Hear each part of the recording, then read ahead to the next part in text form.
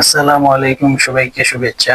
দর্শক, জামাত আমির ডাক্তার শফিকুর রহমানের সাথে সাংবাদিক খালেদ মহিউদ্দিনের একটি সাক্ষাতে সাংবাদিক খালেদ মহিউদ্দিনের একটি প্রশ্নে আমি চমকে গেলাম। সাংবাদিক খালেদ মহিউদ্দিন প্রশ্ন করলেন, এই নির্বাচনে ব্যাপক কারচুপি হওয়ার পর আপনারা কেন এই নির্বাচনকে বৈধতা বা মেনে নিলেন? জবাবে জামাত আমির বলেছেন, আমরা যদি এই নির্বাচন মেনে না নিয়ে যদি আমরা আন্দোলন করতাম, অসহযোগিতা করতাম, তাহলে তৃতীয় শক্তি ক্ষমতায় আসতো।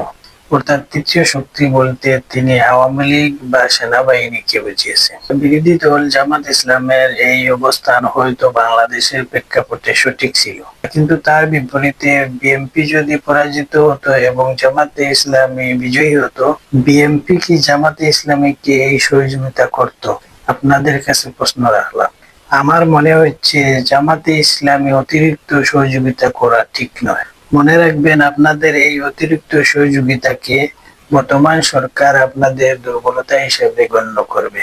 পুরনো ফ্যাসিবাদ শুধু জামাত বা এনসিপির জন্য বিপজ্জনক হবে না, তার চেয়ে 3 গুণ বেশি বিপজ্জনক হবে বর্তমান সরকারের জন্য। সুতরাং দেশের স্বার্থে ততটাই সহযোগিতা করা উচিত যতটুকু এই সরকার বিরোধী দল হিসেবে আপনাদেরকে মূল্যায়ন করে। ধন্যবাদ এতক্ষণ সঙ্গে থাকার জন্য। আল্লাহ হাফিজ।